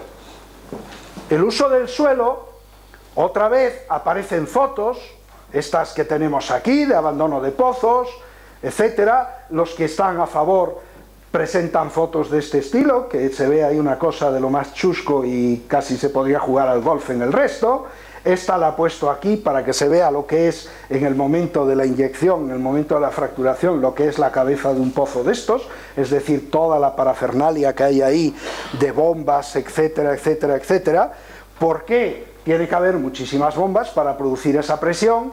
Hay que continuamente hay que cambiar una y poner otra, cambiar una y poner otra, porque como se está inyectando sílice, se está inyectando arena muy fina, se come los recubrimientos continuamente. Entonces las bombas tiene que haber muchas en paralelo para parar una, pasar la otra, cambiarle digamos, las paletas que tiene dentro, seguir funcionando, aditivos, etcétera. Son unos días, por decirlo así, de estrés. Bueno, pues ¿qué pasa con los pozos? Pues lo mejor, me he venido otra vez a un artículo. Este artículo habla de las aguas superficiales, pero para poner en las aguas superficiales, el hombre, la gente que hace este artículo, necesita saber cuánto digamos, la densidad de pozos, porque él construye escenarios para poder predecir cuál va a ser el uso que se le dé al agua. Y entonces, se ha informado, coge distintos escenarios, se ha informado de que la infraestructura asociada durante la fase de perforación y las actividades de extracción del gas de esquisto es entre 1,4 y 3,5 hectáreas para well pad. Un well pad es un pozo desde el que salen pues 6 u 8 pozos a la vez que luego se van a poner horizontales. ¿Estamos? Pero salen de un mismo sitio, ese es un well pad. El Estado de Nueva York, en diciembre de 2011, analiza la posibilidad de un well pad de 6-8 pozos perforados direccionalmente para desarrollar 2,6 kilómetros cuadrados, con tan solo 2-3 hectáreas de terreno total aceptado. Y LIS, también en 2011, negoció la densidad de 0,37 pozos por kilómetro cuadrado. Entonces estamos hablando más o menos de un pozo cada 2,5 kilómetros cuadrados y de afectar, digamos, 2, 3, vamos, 4 hectáreas, con todo lo que tiene que ver. Y otra cuestión, que es el uso del suelo, el ruido y la iluminación. Esto es muy importante. De hecho, es muy importante, y me di cuenta yo muy tarde, y lo voy a poner aquí después. Cada well pad de esto requiere aproximadamente entre 500 y 1500 días, estamos hablando de más de un año, año y medio, 2 años, y noches de actividad ruidosa. Se estima que la construcción de cada well pad requeriría entre 4.300 y 6.500 visitas de camiones. ¿Estamos? Esto es, para la persona que viva más o menos cerca, esto es un impacto del demonio. ¿Estamos? Es decir, yo, los fines de semana, me cojo con la bici y me voy a un pueblecito de Guadalajara, que pues normalmente viven 10 personas, y es el Retiro. Ahí es donde cargo las pilas. Si me van a decir que ponen una cosa de estas ahí, pues Dios mío, me echo a temblar. El que yo me eche a temblar no quiere decir ni que sea ni bueno ni malo, ni todo lo contrario, Yo soy de una tierra donde se hicieron cantidad de embalses, donde a mi familia se la echó del sitio, y a todo el mundo le parecen genial los embalses. A todo el mundo le parecen genial los embalses. Y ahí sí que no es que te molesten 1 año, 2 o 3, o que te cojan el terreno durante unos años y luego te lo vuelvan a dar. Ahí es que donde estaban tus raíces ha desaparecido. Si un día de mucha sequía te puedes acercar a verlo. ¿De acuerdo? Entonces, en ese sentido es muy parecido. ¿De acuerdo? El que a uno le moleste no implica nada más que eso, que a uno le molesta. Esto es todos los reportes, digamos, que hay de los incidentes registrados por la EPA.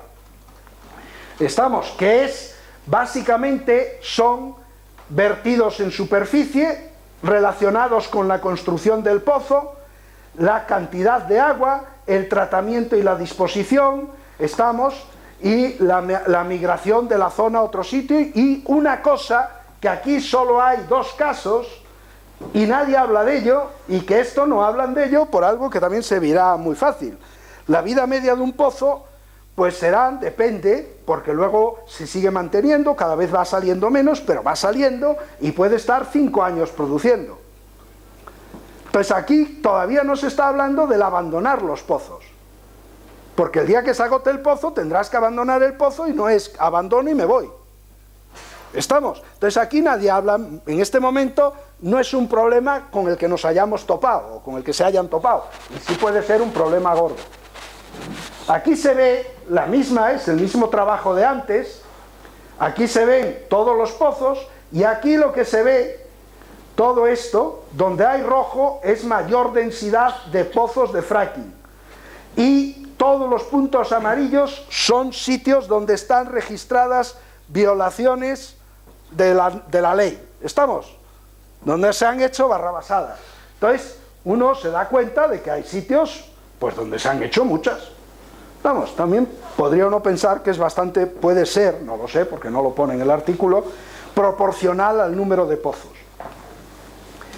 Y ya estoy acabando, esto lo he metido aquí, no lo he cambiado, porque yo doy clase en un máster de petróleo, ¿no? De ingeniería de petróleo.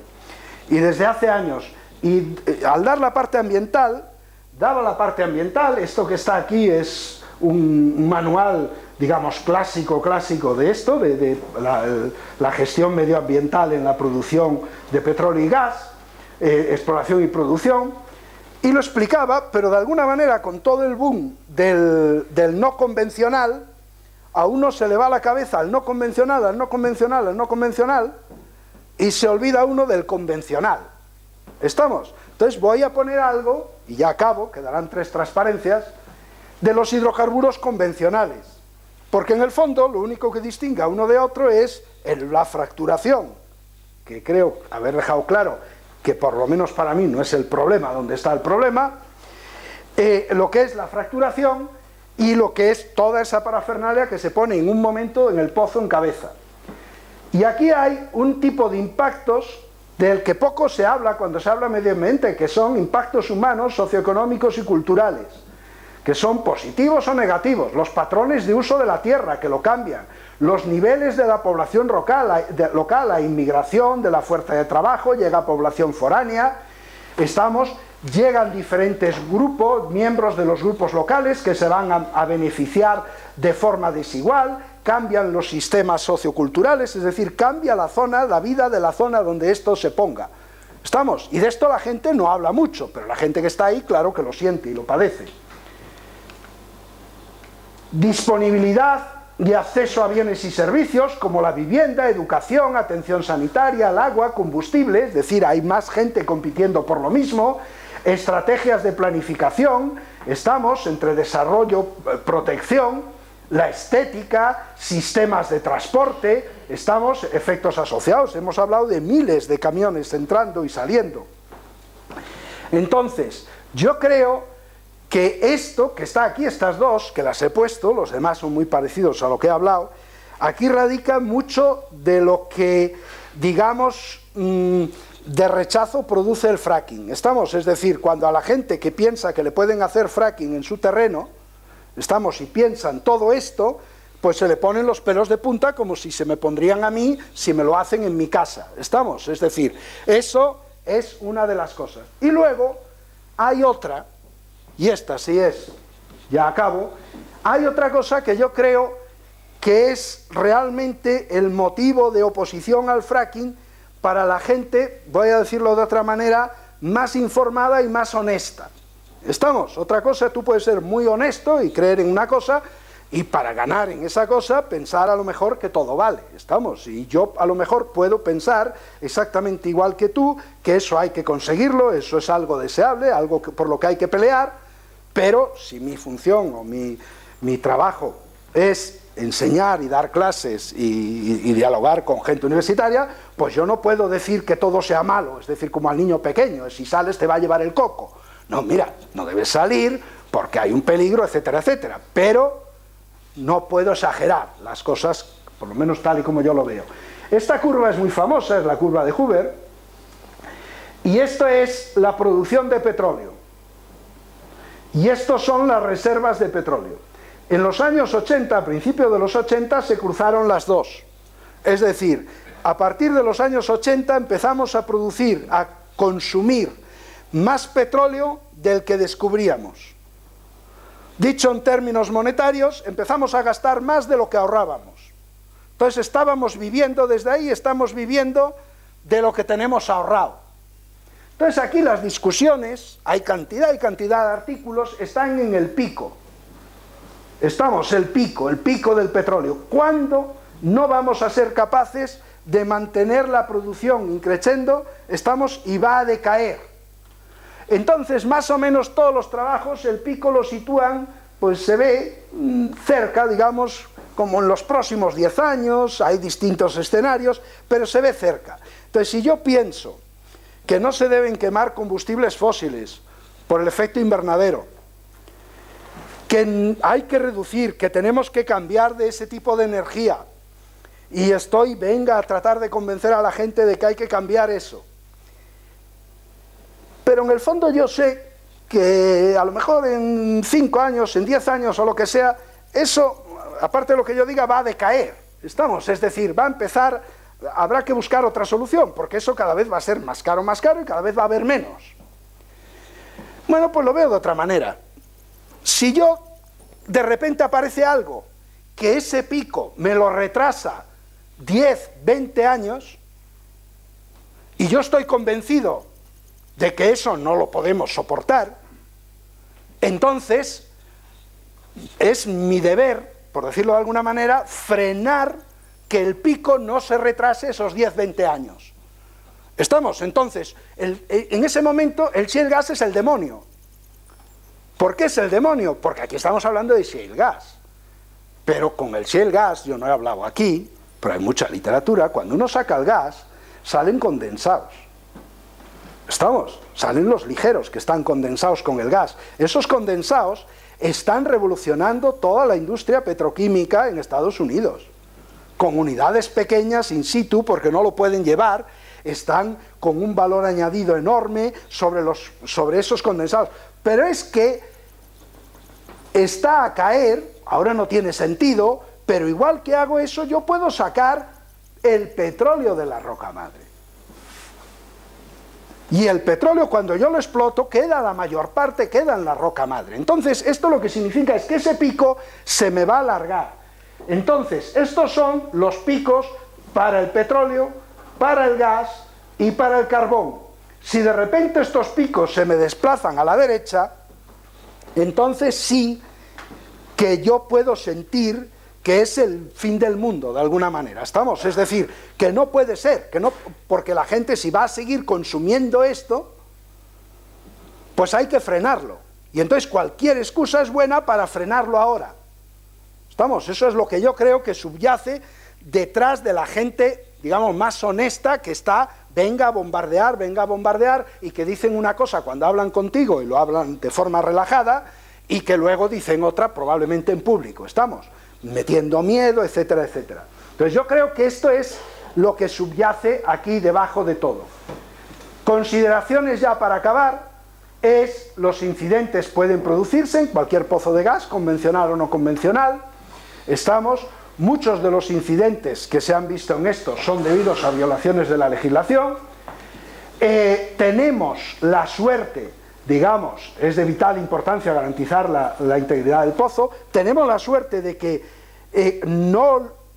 ya llevan como 10 años de desarrollo, es decir, nosotros cuando lo cojamos hay mucho aprendido, y a mi modo de ver, esto es personal totalmente, es necesario y urgente transponer la normativa que afecta a los parámetros técnicos que cubra todas las bases del desarrollo.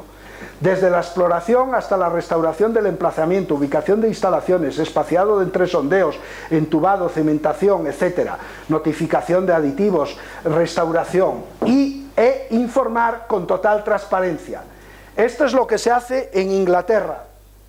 En Inglaterra pararon cuando hubo ese terremoto. Han estado 3 años estudiando todo. Han cambiado la legislación. Hay cosas que se van a cambiar aquí que ya están en marcha. Por ejemplo, en Inglaterra, si en una comunidad, en un ayuntamiento van a perforar, le van a dar 100.000 libras por perforar. A cada nivel, eso por tirar un pad y tirarlos horizontales. Si bajan a otro nivel y vuelven a tirar más pozos horizontales, no sé cuántos son, pero creo que son 40.000 libras más. El Estado les reduce impuestos. Si sale negativo y tienen pérdidas, les permite trasladar esas pérdidas a otro pozo que hagan en otro sitio. Incluso las pérdidas se las mantiene en valor añadido a lo largo del tiempo. Ese tipo de cosas se van a copiar aquí. Yo creo que aquí lo que vamos a copiar es Inglaterra. Estamos aquí, lo que uno no tiene más que mirar lo que se está haciendo en Inglaterra y es lo que se va a hacer aquí. Estamos, en poco tiempo. Pero a mí, cuando yo decía antes, lo que me interesa es esto. Estamos en Inglaterra, entran toda esta gente, el departamento, digamos, el Departamento de Energía y Cambio Climático, el Ministerio, los reguladores medioambientales, las autoridades locales, y hay aquí esto, estamos, el Health and Safety Executive, que se ocupa de todos los planes técnicos de pozo. Es decir, se ocupa de transponer toda una directivas, de vigilar que se cumplan todas esas directivas que se refieren, son parámetros técnicos, es normativa. A cuánta distancia se hace un pozo, cómo se hace, cómo es el casing, todo. Eso en Inglaterra lo tienen fácil, porque llevan años y años con el Mar del Norte. Si eso nos ponemos aquí, pues ya nos podemos traer unos noruegos, o ya nos podemos traer unos ingleses, que trabajen al principio a ponerse esto en marcha. Porque aquí, pues no hay mucha gente que controle del tema este, estamos, para ponerse, y menos dentro de la administración. Estamos, esa parte es la que yo creo que haría falta implementar de forma más o menos acelerada si se va a poner. Esto me gusta ponerlo, es un estudio desde la Agencia Internacional de la Energía, y la diferencia entre hacer las cosas con la mejor tecnología posible y hacerlas de forma chapuza es un 6% en el coste. Entonces, si hacer las cosas de la mejor forma posible cuesta un 6% más, no tiene, perdón de Dios, el soportar o el dejar que alguien las haga de forma no adecuada. ¿Estamos? Y nada más.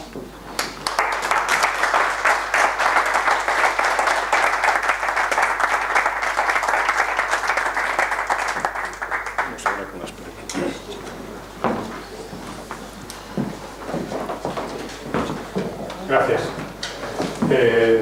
Bueno, primero de todo, muchas gracias, Juan Llamas, por tu exposición brillante que nos has hecho sobre este tema y por el esfuerzo y el trabajo que de muchos años que seguramente llevas en este asunto. Pero dicho esto, yo, que soy una persona que está interesada, voy a hacer primero una pequeña reflexión y después haré una pregunta. Dicho esto, yo soy una persona que está interesada desde hace por lo menos 4 años, prácticamente desde que me jubilé, estoy interesado en la energía como elemento geopolítico y económico importantísimo para el mundo y por supuesto para la economía española, que como sabemos el 85% de las energías que nosotros consumimos son importadas. Y eso, según mis datos, supone un 45.000 millones de euros lo que nos cuesta, que tenemos que pagar al exterior. Bueno, dicho eso, además estoy interesado como ciudadano y como consumidor sobre las energías y como abuelo también, porque evidentemente las energías están influyendo enormemente en lo que va a ser nuestro mundo, nuestro planeta, en los próximos años, pero no muy lejos. Se habla de que no hay plan B en este momento y que tenemos aproximadamente entre 25 y 40 años, vamos, como mucho hasta final de este siglo, para cambiar nuestro planteamiento de seguir siendo contaminantes, una sociedad contaminante como la que somos. Bueno, yo, agradeciéndote precisamente toda esta exposición que nos has hecho, yo voy a permitirme, desde mi ignorancia en el tema profundo, negar la mayor. El fracking, yo no voy a tratar de discutir todos los argumentos que tú has dado, que me parecen importantísimos, pero ya para eso hay muchas asociaciones antifracking que lo están rebatiendo y seguramente digamos, tratando de llegar al punto. Nuestro problema en las energías es que no se está haciendo un planteamiento a nivel político y ciudadano de lo que de verdad necesitamos para solventar nuestros problemas de energía. La solución que yo entiendo, y yo no lo digo yo, lo dice Jeremy Rifkin en su libro La tercera revolución industrial, habla que los hidrocarburos son la energía del siglo XX. La pregunta, por favor. Sí, Sí. Es que tenemos muy poquito tiempo. Tendremos a las 9. Bueno, perdonadme un segundito, perdonad que me haya extendido, me extienda un poco más, pero ahora voy a hacer la pregunta. Pero bueno, estoy tratando de dar una información que a lo mejor a algunas personas les puede interesar. Jeremy Rifkin, en su tercera revolución industrial, nos habla de que los hidrocarburos son la energía del siglo XX. Para el siglo XXI necesitamos otras energías, y esas energías son precisamente las renovables. Y las renovables, además, apoyadas con un elemento de acumulador que es precisamente el hidrógeno, del cual hablamos mucho de fracking y de otras muchas, pero no hablamos de hidrógeno en España. El sustituto del petróleo es el hidrógeno y las pilas de combustible. Entonces, eso es el verdadero sustituto, y es hacer que los 190 millones de edificios que hay en Europa se conviertan en elementos productores de energía, cada centrales de energía. Claro, ¿qué sucede? Que las empresas energéticas no les interesa, porque les quita su negocio de ahora, y no les interesan las energías democráticas. Y ahora ya con eso ya termino, y la pregunta es ¿cuánto es nos has explicado las diferentes ventajas que tiene el producir en la producción, pero es un hidrocarburo al final lo que se obtiene, y por tanto es un contaminante, y como tal contaminante evidentemente no va en favor precisamente de la ecología y de la naturaleza. Por tanto, la pregunta es ¿cuánto consume el fracking y produce CO2 en la naturaleza? Nada más, muchas gracias. Vamos a ver, voy a contestar muy rápido, ¿vale? Primero, yo no quiero entrar ni me voy a meter ni nada en una cosa de buenos y malos, es decir, y asociaciones anti-fracking o lo que sea. Dije aquí, puse a Clark Sagan, y yo me muevo en el mundo en que me muevo, yo reconozco, para mí es muy cómodo, yo me muevo en el mundo de revistas que se revisan entre pares, que lo que ahí se publica sabemos que está contrastado, y que yo me fío, y el mundo científico nos fiamos de esas. Hay infinidad de informes, artículos, etcétera, para aburrir en relación al fracking. Muchos de ellos vienen avalados por la persona que lo firma, y punto. Nadie más. Yo en eso no entro. Yo solo lo que he puesto ahí, todo lo que he puesto y de lo que hablo es de aquello que sale en publicaciones científicas donde ha tenido que pasar una revisión de personas del mismo nivel, digamos, diciendo si eso es cierto o no. Segundo, lo de que la energía y ser sostenibles, es para otra charla, pero una mala noticia: nosotros, Europa y España, no somos sostenibles. Nos pasamos 100 pueblos de sostenibilidad. Si somos sostenibles es porque tenemos, igual que los romanos tenían a los esclavos, nosotros los seguimos teniendo, pero en China, en la India, etcétera, etcétera, que están por debajo del nivel de sostenibilidad. En cualquier índice de huella ecológica de nivel de sostenibilidad, nosotros nos pasamos 100 pueblos. Entonces, eso es lo primero. Segundo, la energía que necesitamos. La energía que necesitamos, vamos a ver. Lo que me parece estúpido es que no debemos quemar tanto combustible fósil. De acuerdo, lo voy a poner con otro ejemplo que uso para mis alumnos. El vino es malo y emborracharse es malo, genial. Entonces vamos a quemar todas nuestras viñas. Vale, lo prohibimos. Y le compramos, pero seguimos bebiendo, le compramos el vino a los franceses. Eso es de estúpidos. Lo que hay es que tú puedes tener el vino, puedes tener el petróleo, puedes educar y utilizar cada vez menos, porque es un daño horroroso desde el punto de vista social si ahora de repente tú dices fuera todos los combustibles fósiles, solo los más ricos van a sobrevivir a eso. Es decir, no es una cosa que no se puede hacer en mi modo de ver. Espera un momento, estoy hablando yo. Espera, segundo. Entonces, tú puedes educar y puedes tenerlo. Lo que es estúpido es decir, no saco yo el shale gas que yo tenga en mi casa y lo compro al del vecino. Y más si no soy rico. Eso a mí me parece una tontería. Me gustaría, y os recomiendo, si echáis películas, hay una película, yo os la puedo pasar, subtitulada, se llama Switch, está hecha por la Universidad de Texas y va por todo el mundo mundial, cogiendo cada renovable y cada no renovable en el sitio donde es más eficiente. Estamos, aquí a España viene para la térmica, para la solar térmica. Se va a Dinamarca para ver la del viento, la eólica. Se va a Texas porque es donde está la mayor en tamaño de eólica, no en proporcional. Se va por todo el mundo. Y al final va yendo a ese sitio y dice, ¿cuánta gente da esto? Y la conclusión que se llega, y se llega clarísimo, y yo la paso a mis alumnos, la estamos pasando entre todas las universidades, es que no vale con las renovables. Aquí hacen falta todas. Hay 650 millones de chinos, de indios, que no tienen acceso a un enchufe. Y tienen todo el derecho del mundo a tenerlo. Y tienen la voluntad política de tenerlo.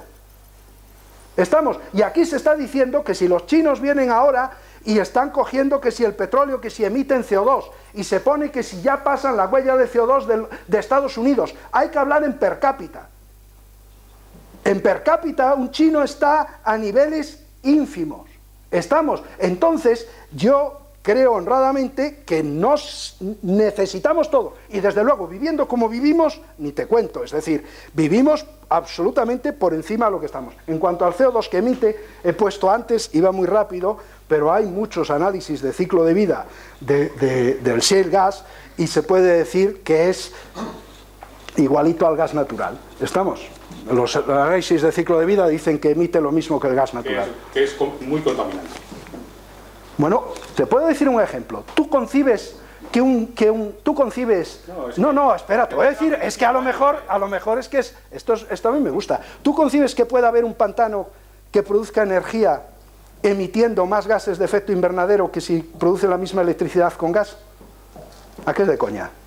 Sí, claro que es de coña. Bueno, pues yo te puedo decir varios, Te puedo decir varios en Brasil.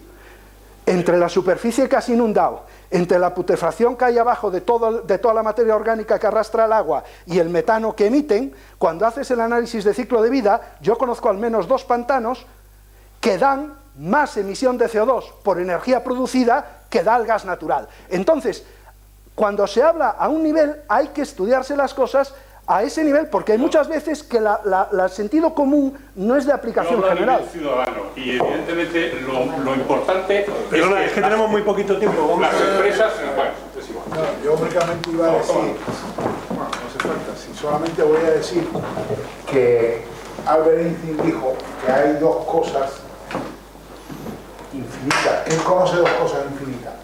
1, la serie de los números naturales, y 2, la estupidez humana, y que no está seguro de que la primera sea infinita. Con lo cual quiere decir que la estupidez humana, mucha de la oposición al fracking está fundamentada en estupidez humana. Yo creo que también en buena voluntad, y lo he dicho antes, yo creo que hay mucha gente que cree que o frena ahora, es decir, es como la ley seca, es decir, o frenas el uso de los combustibles fósiles o los frenas, o nos vamos al desastre. Yo lo que creo, personalmente, es que tú puedes decirle a la gente que debe usar menos el coche, que debe usar transporte público, que debemos usar cada vez menos combustible, y eso no exige demonizar eso. Es que es malo quemarlo, es malo el CO2, es malo lo que estamos haciendo, es que no somos sostenibles. Es decir, si todo el mundo viviese como nosotros, ya estamos, el planeta en este momento, y contando nosotros y los de abajo, estamos utilizando en términos ecológicos 1,3 planetas, más o menos. Es decir, los que al nivel, y habiendo en el planeta cantidad y millones de personas que viven por debajo de lo que nosotros consideramos vida. Que no nos ocupamos de ellos, y solo los demás consumimos. Y a mí lo que me maravilla es que los que mejor vivimos vamos dando lecciones a los que viven mal de cómo hay que cuidar el planeta, y que tenemos una respuesta que son las renovables y no sé qué. Pero hombre, ¿de qué me cuentas? Baja el carro, bonito, baja el carro, ¿entiendes? Deja de poner el aire acondicionado y del arte en verano, deja de asarte en invierno. Cambia tu forma de vivir, y una vez que cambias tu forma de vivir y te acerques, porque si lo que estamos es intentando apretar a los de abajo, que no asomen las narices los de abajo, y demonizar alguna cosa. Estamos, y yo creo que no se puede demonizar. El shale gas, a mi modo de ver, y objetivamente, no es distinto del gas natural. Lo único que lo hace distinto es que el gas natural parece que sí va a acabar ahí, estamos, y de hecho hay una persona, y es amiguete, y lo conozco desde hace 15 años, desde que tenía 15 años, digo yo, desde que en una boda, que se hizo aquí en los años 80 fracking en La Rioja. Estamos, lo hizo, no pasaba nada, es decir, porque no se asociaban las dos cosas. Quiero decir que se hace el fracking, es una técnica que se hace, no hay realmente nada distinto entre el fracking y lo que es para mí en Estados Unidos, de media, otro dato de estos de caer, espera, de media, 8 litros de agua por cada litro de petróleo producido, en tierra, 8 litros que se consumen, que se hunden, esa es la media en Estados Unidos. Dime. Centrándonos el tema otra vez, yo creo que nos hemos dispersado mucho. Para centrar el tema otra vez aquí en España y en el fracking, mi pregunta es bastante más sencilla.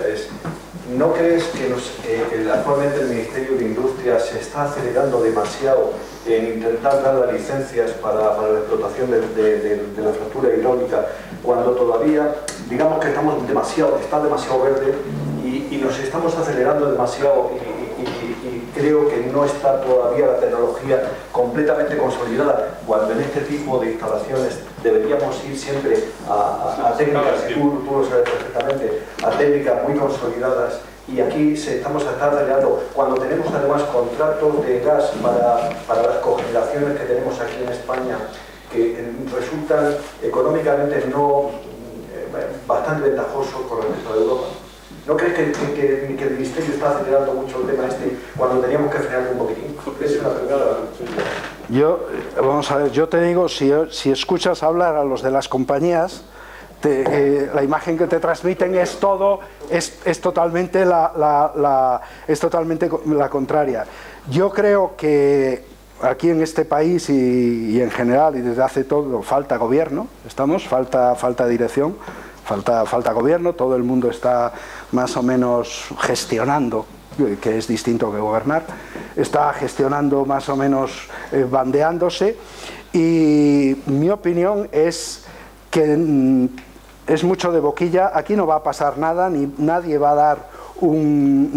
dar un paso hasta que no se arranque en Inglaterra. También creo que una vez que arranque en Inglaterra y copiando los estándares ingleses, insisto, no los podemos copiar como no nos traigamos ingleses para aquí, pero copiando los estándares ingleses, mi opinión es que va a ser imparable, es decir, que sí se va a copiar. Entonces, yo creo que ahora es más de boquilla que de facto. Aquí nadie, los más importantes están muy callados. No es el Ministerio en este momento lo más importante. El Ministerio, aquí hay gente que ha dejado Cantabria, hay compañías que se han ido de Cantabria porque no tenía sentido, lo han abandonado, y las demás están ahí en stand-by, están ahí esperando lo que pase, y yo creo que aquí no se va a mover nada en mi opinión, en unos 4 o 5 años, es decir, hasta que en Inglaterra el espejo en el que se está mirando el gobierno, las compañías, todo el mundo, es Inglaterra. Hubo un momento donde se miraban en Polonia, porque entre otras cosas muchas de las compañías que hay aquí estaban en Polonia, y Polonia era totalmente pro-fracking, pero ahora hay fotos en todos los sitios que la quiera ver, ministros polacos con esposas porque se habían untado con el fracking y tal. Entonces ahora nadie mira a Polonia, es decir, ahora Polonia es algo que todo el mundo lo deja de lado y mira para otro lado. Entonces donde se está mirando ahora es Inglaterra, y no creo que, independiente de lo que digan, nadie va a mover un dedo hasta que se haga en Inglaterra, pero tú mira lo que pasa en Inglaterra, y esa es mi opinión. Aquí va a ser imparable, lo que pasa en Inglaterra. Aquí la solución no es, creo yo, es parar el fracking, no lo vamos a parar. La solución es educar a la gente en que tiene que comportarse de otra manera, en que mis alumnos no pueden tener a las 3 de la tarde las luces encendidas, leche, que además no se ve y no pueden, y no tengo que ser yo el que me levante y apague las luces. y el que me levante y apague las luces, y luego son muy ecológicos, es en ese sentido. Tenemos que cortar, esto es muy interesante, lamento muchísimo tener que cortar porque nuestra señora se tiene que marchar y pierde el tren, y esto da para mucho debate, ha sido una conferencia maravillosa y yo creo que esto es lo que queremos los ponentes, lo quieren ustedes los ponentes, que haya este debate. Muchísimas gracias, esto es lo que podemos... Gracias.